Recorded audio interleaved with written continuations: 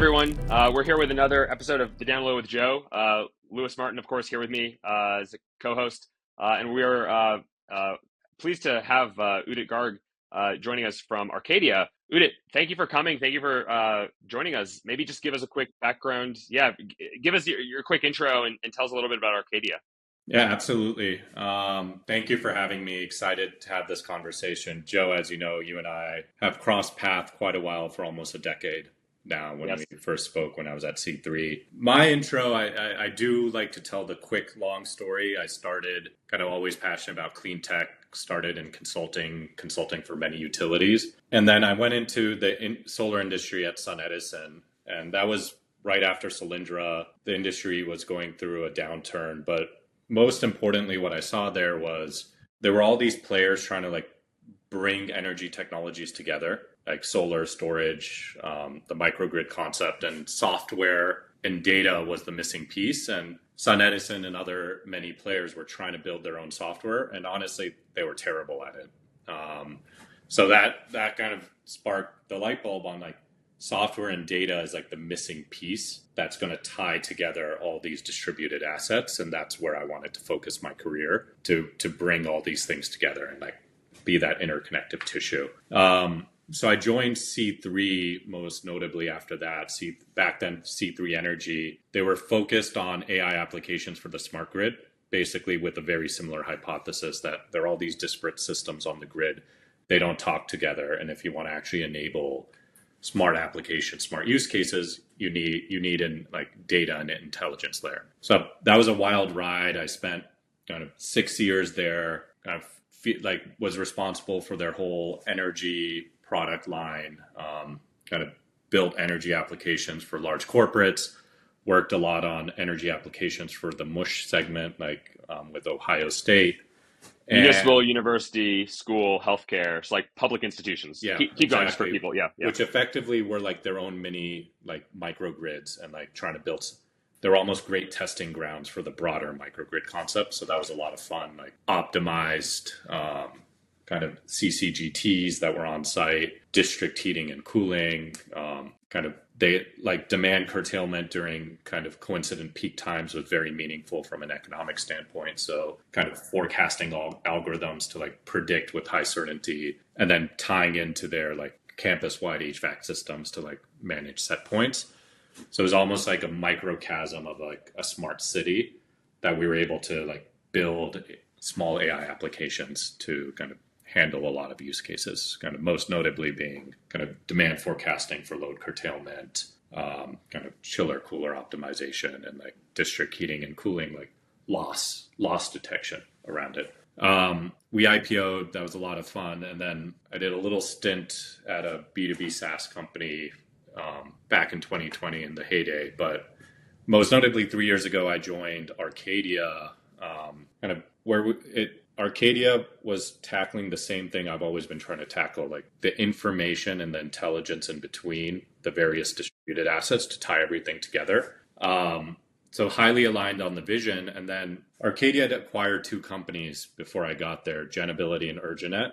Both happened to be products I built against at C3. I literally played with the APIs, worked with engineers to build those integrations. So I deeply understood those products that were forming the new platform business for Arcadia. So I came on board, and my current role is leading all of technology for Arcadia. Got it. And Urjanet and Genability might be more familiar names to those listening to our podcast than Arcadia, because I remember building and partnering back 12, 13 years ago when I was at JCI with Urjanet, but maybe I tend to think of them as different types of data, same place in the tech stack, and very similar business models. So bringing them together was always a logical move, regardless of who did that. Maybe just give us a quick about Urjanet and about Genability, for anyone on our podcast or listening that doesn't know.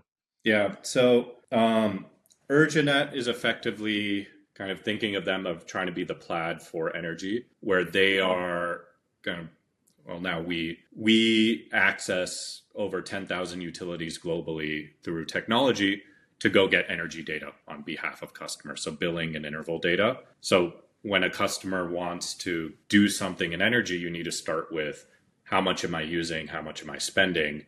that data is siloed across thousands of utilities globally across different service types in various highly heterogeneous formats. So we not only access and bring all that data together, but we clean it, normalize it, standardize it such that when you want to do anything, you have a unified, clean set of data to start with. So like in a way, I think about it as you have the right baseline to start anything. And then so you have like, if you think about price times quantity, Urjanet solves the quantity part. And then Genability had the bill calculation engine and the tariff data, like the price component of how are you charged for energy and how do we recalculate and recreate that bill such that if you put in an energy usage profile, you can say, how much should my bill be for this tariff for this utility? And then when I think about putting both of those together, you have a kind of flour and eggs.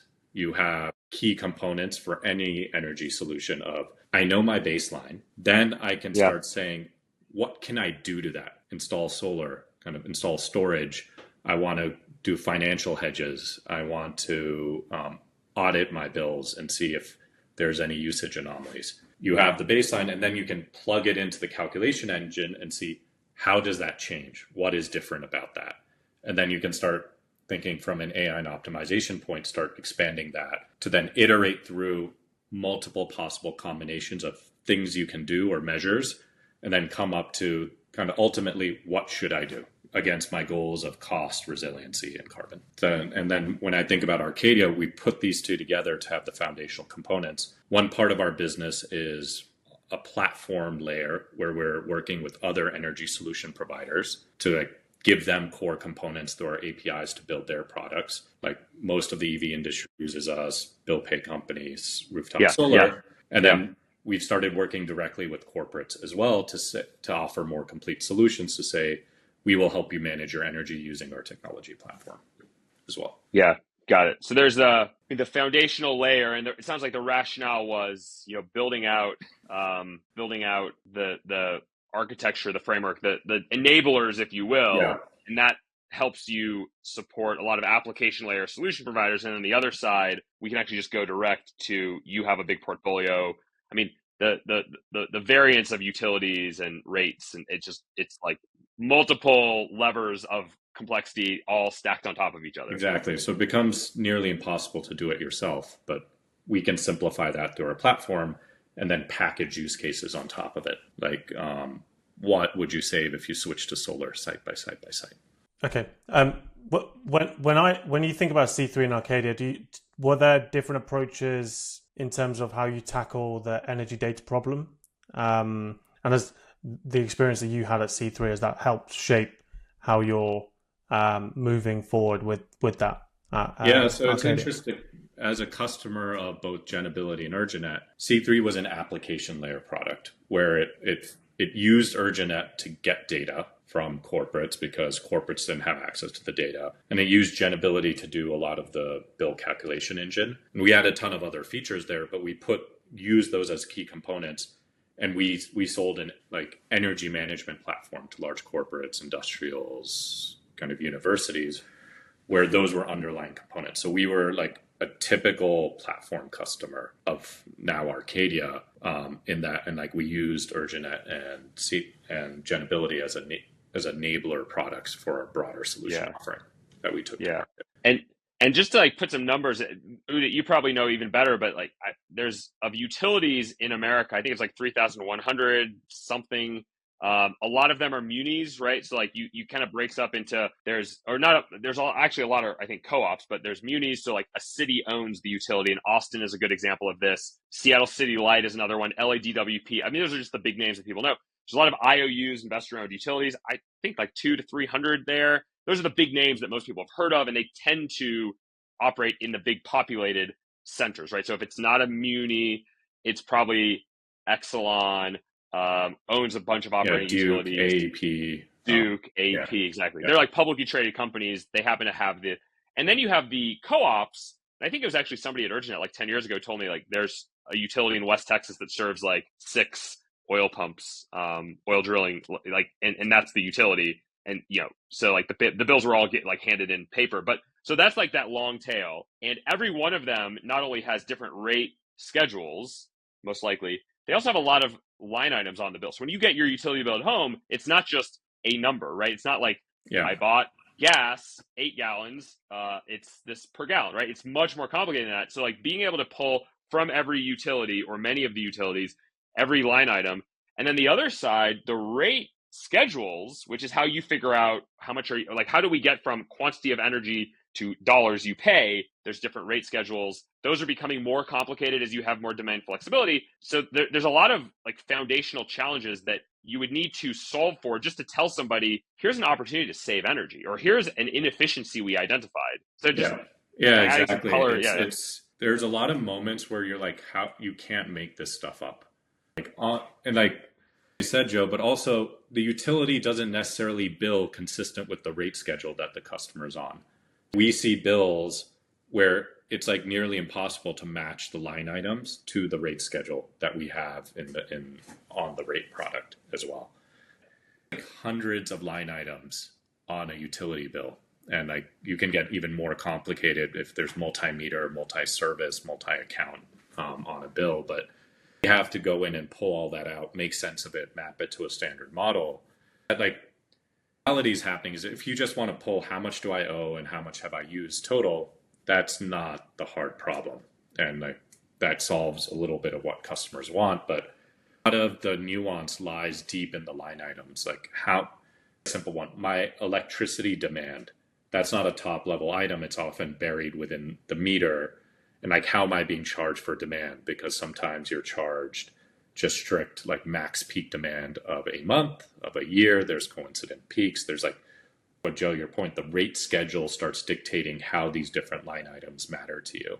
Choosing a simpler example, but knowing how you're charged for electricity demand, which people don't know is like your max usage over a set period of time. And impacting could start becoming significant, like 30% of your bill. Yeah. So like a reduction in that max demand mean a lot, and how you can reduce it. It could be storage. It could be kind of HVAC cycling. It could be other things. And deciphering my rate schedule, how I'm charged for it, what it is, have massive swings on what you do about it. So like getting that high granularity makes a huge difference, especially in the smart building space where it's like, and that max the demand point, like that's a 15-minute period throughout, potentially depending on how it works, the entire year, right? So like turning for a smart building, turning everything on at the exact same time, view a demand spike, like that could be driving 30, and I've even heard out west it can be more than 30, but at least 30. I mean, that's 15 minutes is 30% of your energy budget. Big organizations where if they're spending $3 per square foot, talking millions of dollars. And like, you can't just look at your load profile and say, this is my peak demand, let me just reduce that. You're charged for it, what your rate structure is, what it is right now, drastically drive what you do and how much you can save. So like that foundational information, in our minds, very critical. Yeah. And take a step back. In terms of like, it sounds like you're solving different problems depending on who is the consumer, right? Like if you're an application provider, it's kind of the lifeblood. But I mean, the view I always had working with a company like Urjanet was, well, there's a lot to build to solve just the acquisition of data. But we can even go and solve for like, how do we use the data to give you some value? I would be interested in your point of view of, problems that you solve on that side. And then also, when you're talking to an enterprise directly with a lot of facilities, like solve problems, because they're probably similar, but not quite the exact same problems. Yeah, it's similar in the sense that like there might be like overlap in the problems our customers are solving versus what we're going to try to solve for direct customers. But if I think about the platform layer and like working with other solution providers, what we really need is like reliability of the platform, right? Yeah. Like when we give you onboard a customer, say I'm a large kind of just energy management platform like C3 was. A big C3 is, so I don't have to talk about like customers. C3 sells to a customer, a large global manufacturing of like glassware. That customer comes into C3, they want to be able to go look at Urjanet and say, you guys can get all their data, right? And when you get that data, it's accurate, reliable, and we can like count on it coming back within a few days. such that we can then do what we need to do on top of the data to produce those insights and value for our customer. Similar on the kind of Genability side, we're a rooftop solar company, and we are entering a new market. Go pitch a proposal to a customer, make sure you have those rates modeled, that they're accurate. Like, when I make an API call in the sitting at the home of the person to say how much will they save, back at the right amount of time. Right. So and that speed, reliability, coverage, very kind of traditional metrics. Yeah. I think the story I always heard, even back years ago, meeting the team at Genability, is you go into a home improvement warehouse like a Home Depot, and if they're talking, you might be buying a new appliance, you might be buying solar, you might be, there's a bunch of new HVAC. You can get all that if you want. Not everyone does. If you're in the Southeast US, you're in Pacific Northwest, you're in California, the numbers of the actual dollar figure, which is I think what people really care about. I don't think understand a kilowatt hour or kilowatt, especially outside of our industry. It's going to be different everywhere. Yeah. And then when you put those two together, you can get the data fast. This is what some of our customers are doing now. The on-site using us to go get the data for that customer and then analyzing their savings, that they give a highly targeted, highly accurate proposal and savings analysis at the point of sale. Hope that if you use real data with an accurate analysis, you can sell more. But the jury's probably out on whether real data helps savings or lower savings. But yeah, I was going to ask, let's say you have solved the data acquisition side. What tends to be the next problem or two that you are being asked to solve for your customers? So that's kind of transition into the direct customer space.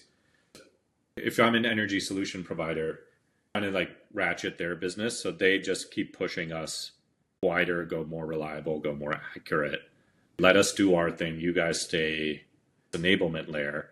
To be fair, what they're pushing us to do, add more coverage, better modeling for taxes, for example. The other thing that they're asking for is a more robust payments capability. When you think about broadly I think the ultimate energy solution provider is effectively a new utility that everyone's aspiring to. Want to go to a rooftop solar company, for example, ultimate manifestation of that should be take over the bill. Customer now buys energy through me. I orchestrate the various different products that the customer needs. So they're not even a rooftop solar company anymore. They're effectively a new utility or storage, tech, the whole suite to say, what do you need to lower your bill fully? Finance, I bring all that to bear. You pay me, I will take care of your utility bill. And the assumption is whatever you pay me is less than what you would have paid the utility had you done nothing. Foundational components that ultimate offering are, I need to get your usage data from the utility, be able to do shadow billing and kind of do counterfactuals. I need to be able to pay the bills as well. And we have payments engine from our community solar kind of line, but customers kind of, as they're trying to encroach further into that space, asking more from that for it to be more plug and play and not something that we developed for ourselves initially. So when you think about Urjanet and Genability, which are acquisitions made by Arcadia, and you think about some of the more sophisticated users or clients that are using Arcadia's platform, what does best-in-class data usage look like for them? Meaning, what do our customers do that I would consider them best-in-class? Yeah, because I think I guess the point I'm trying to make is because I think sometimes technology can get adopted, but then also be underutilized. Best-in-class customers had built flexibility into their systems. There's so much complexity, right? That things are always changing. I'll talk, our worst-in-class customers are the ones who've built kind of fixed integrations, saying, we'll call your APIs. We implemented our downstream logic to re-transform this data into our system. Built it such that even if a small thing changes, the whole thing falls apart. They're low-tech, probably hired a consultancy to build a one-time system for them that they're lightly maintaining.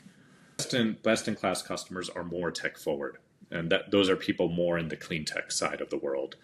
Kind of rooftop solar companies that have large tech teams who are actually trying to build their own platform, where they built flexibility, saying like, we have our own interpretation layer on top of your data, such that it can handle changes coming out of your system, we can retranslate stuff on our layer, and like what we call in software abstraction layers, downstream products and services are abstracted from our system, such that they have a buffer effectively, because data is gnarly, data is tough, data is always changing. So can't in good conscience commit to something never changing on our side. So customers need to for resiliency on their side as well. I don't want to get into the game of services where we're maintaining custom integrations for a customer. Say one of the things I've heard about utilities in general is sometimes even their integrations or the ability to get data from a utility, brittle is maybe kind of a term of art to use there. And so like, even if you have built your integration to a utility, like there are cases where that can change. Utility and that also, yeah. You can't make this stuff. Their website breaks. Like PG&E, for example, I'll take this a live example. They just implemented MFA, multi-factor authentication, which makes it more cumbersome to log in and get that data. They communicated that once you authenticate, you have 6 months before that permission expires. It out and it lasts 8 hours right now. Oh shoot, that's a bug on our system. We can't even rely on utilities to do what they say they're going to do, alone maintain what they've done. Or another utility, major global portfolio company headquartered in Chicago,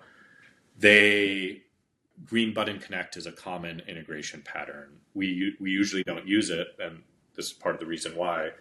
They're running a 10-year-old version of Green Button Connect, so we approach them saying, insufficient. Like your implementations are probably going to kill demand response in their territories. They said, well, no intention to fix it. We can maybe apply for it in the rate case, and that's going to be 3 years till that happens, then another 3 years for us to build it. So you're like, so we can't rely on you guys. We're just going to brute force to get the data wherever we can. We can't rely on what you guys publicly make available. Yeah. And Green Button, just so those, and we can move on after this, but Green Button was, I think during the Obama administration, the idea of you hit a button, you download your data, and there were different versions, right? One for a residential application where you really probably just have 12 bills a month. And then you have corporate where you have a lot more line items, to your point. And I guess one of the things I've noticed, because we were really hopeful even back 10, 12 years ago when I was running product kind of like you, oh, this is going to make it really easy to get data. It's and I think in reality, there were always different ways of interpreting Green Button. Every implementation is different. Yeah. Everyone has different levels. There are a few utilities who've done it well, but everything else, it's sparse, consistent. So it's not really a reliable pattern. It never up to its potential, I would say. It was a great aspiration. There's 2 reliable methods to get data. One is which is electronic data interface, which is utilities make that available where you can get authorization and they make data, they send you data. But again, that's every utility has slightly different variances. Right. That's older, and it's more of how you could actually do payments. I think it was the core of what EDI was used for. Yeah, exactly. And then, done is we built bots that log in and go get the bills, get the interval data, and we go directly to the source. The source of what you owe and what your billed and what your usage is the bill. The interval data, if the utility publishes it. And even then, the utility data, we often find their interval data does not match what's on the bill. And they're oh, well, we bill based on 15-minute increments, but we've only made hourly interval data available to the customer. Right, so you can't replicate. Lewis, yeah. I was just going to say, why is it this hard? Yeah, it is a very hard problem. There's no perfection here, so we are probably one of the best at as much as you can to make it easier, but that's why best-in-class customers recognize that, build another layer of kind of flexibility because it's impossible to get perfect. Right. If we kind of look at the market, so we talked a lot about fragmentation. You could argue your client base, there's some fragmentation in that those who are buying your data platform, a lot of companies there. Lewis and I talk about this all the time. And then when I look at the regulatory landscape, some headwinds and there's some tailwinds that drive, we need more data. In some cases, you could say there are wins such as I own real estate and I need to report every year to states, to localities, to just my investors. And then you could say on the regulatory side, though, there's also uncertainty, right? Will these regulations be passed? Will they be rolled back? Will they? So you view maybe broad question, we can go deeper on some specific things, but like, how do you view the regulatory landscape and how that impacts your business? Yeah. Given that it's fragmented, there's a lot of complexity here. Yeah. It's a very timeful question. I think kind of to be tailwinds, seem down, and but they're emerging that will help us. And what's it for us might be a headwind for a direct customer, though. I'll put it that way. So, kind of rewind years, there was a focus on ESG, renewable, kind of not only reporting, but actually implementing kind of distributed generation for a lot of customers. So there was a lot of activity, and with the IRA especially, it's economical for us with all the incentives to kind of implement solar and storage. So we want to do that fast and kind of thoughtfully. And we have ESG reporting because we think real regulation's coming and it's going to be like a cybersecurity play. So that's how our corporate business, that's how we kind of direct corporate started coming directly to us saying, we figure this out. You have the data, we need the data to do it. It's more of a strategic priority for us to do it ourselves instead of outsource it. So data and your tools to go kind of do our reporting and do our portfolio analysis. That we all know, I think we've seen this in the market, ESG reporting is dying down. A lot of the ecosystem to focus just on Europe. And kind of incentives going away. A lot of companies are getting kind of keeping their powder dry as it relates to capital on kind of going long on solar and storage.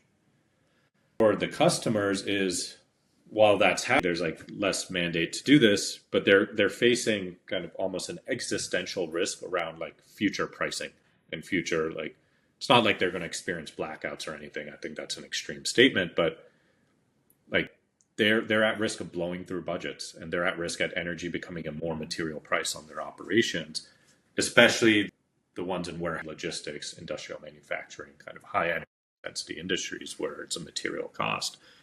PJM, which is the Midwest ISO, just Midwest to East Coast. Mid-Atlantic, yeah. I mean, PJM is Pennsylvania, Jersey.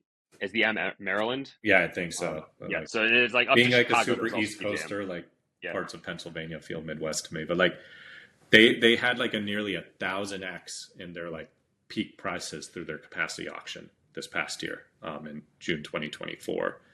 And prices in New England have gone up 40%.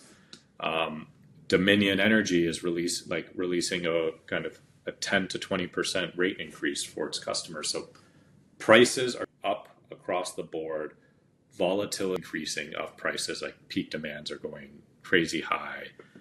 Natural gas is also getting more expensive. There's been a kind of nearly 100% price increase from 2024, where there was a record low. So people are seeing prices are going up, peak prices are even higher. And manage that. And then X factor is solar and storage used to be the answer. That's the bridge, but now that went away. So you're seeing now a supply and demand imbalance that could emerge that will exacerbate this problem. So what people are counting on as the bridge, I can implement physical hedges on site, storage and solar acting like physical hedges. If that's economical as well, they are thinking, how do I de-risk my costs in the future? And is that lock up a 5-year contract now for a flat energy price? I'm willing to pay a premium, but I'm just exposed to anything because I have no idea how things will develop. Or do I have on price such that I'm willing to pay a premium without incentives for on-site storage as a hedge for kind of peak demand pricing because I'm in, for example, in PJM. So our customers are increasingly kind of seeing the risk around cost volatility out into the future and are really thinking through, well, how do I manage that, whether it's financial products or physical products on site, and like not even about Arcadia, but they're also saying this was traditionally kind of man committee. I have different teams who all have a different set of vendors. I have my sustainability team that's doing some stuff. I have my finance team that's responsible for paying bills and buying energy. They're not together, and they all have different slews of vendors. Like my real estate team might be doing a bunch of experimentation in the smart building space as well. And then I have like 10 to 12 vendors doing different energy related things for me. And they're all attacking the same value streams of like cost reduction, peak demand reduction, resiliency. So I'm paying probably a huge multiplier on the value I'm getting because they're all competing and not working together using disparate. So like you see this turn like a kind of multi-layered fragmentation problem that now that costs are becoming more material. They're like, I need to simplify all of it, consolidate, and like take less risk effectively. Do you feel like we're like to the goal you describe is accelerating, decelerating, just chugging along kind of in a standard way? It's maybe hard to simplify down to that. Like, go ahead. Yeah. It's hard to, I think, starting to think about it. People love experimentation. People are locked long-term contracts with multiple vendors. I'll be honest, there's people whose job it is at these companies to manage all of those vendors who hold the keys. So it's like everyone's willing to shed everything and kind of leapfrog to the pot at the end of the rainbow. But there's some CFO, CEO level like thought being put together, especially at those high energy intensity industries. And it's going to be use case driven. They're like, okay, let's most foundational needs like paying bills and buying power. Let's simplify that and then start saying up. Kind of, we internally define like a building owners or energy managers hierarchy of needs. ESG probably at the very top and needy, but like power, everyone needs to do that no matter who they are, where they are, what's going on. Yeah. So they're like, let's focus there. Let's make sure we're set there. We have a coherent procurement strategy, and then we start going kind of, let's fix that and then go from there. And to the point, I mean, it's a bit of a quick side note, but I've heard that one of the big challenges some of these organizations have is just late fees on utility bill pay, right? Like, and that was even like 10, 15 years ago, one of the big, you have a lot of you have a lot of utilities, you're paying your bills late. If you just add up all the late fees, that alone, like that's the ROI. There's a whole bill pay industry based just around that. Just on that. Exactly. Yeah. So, you could argue that that's potentially more important in some cases than ESG reporting. Yeah. Yeah. Well, I wouldn't importance or not more, but yeah. Importance assigns value judgment. It's more continue day-to-day operations for the business. You need to pay your bills and you need what you owe and not pay wrong things. People see that as more foundational to energy management than ESG reporting. Makes sense. I guess the other one I wanted to talk to you about a little bit is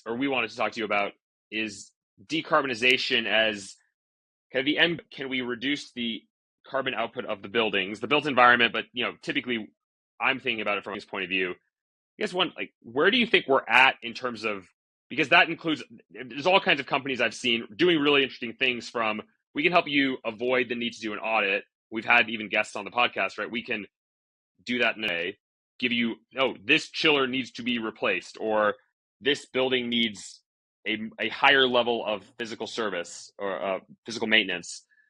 I don't know, what thoughts on how you fit into that as maybe the ultimate end goal? Maybe it isn't the ultimate end goal though. Yeah. Look, my ultimate end is decarbonization. I don't know if I feel like I stepped back actively. 2 years ago, like decarbonization was the goal, and they're like, if I can steady or save money along the way, that's great. But they see it as separate things. I think becoming a lot more top of mind with people are like, they're happy to decarbonize if they, we're seeing less and less demand for that. That's like becoming an afterthought. We were on a call with a large global bank, and they're like, we manage our energy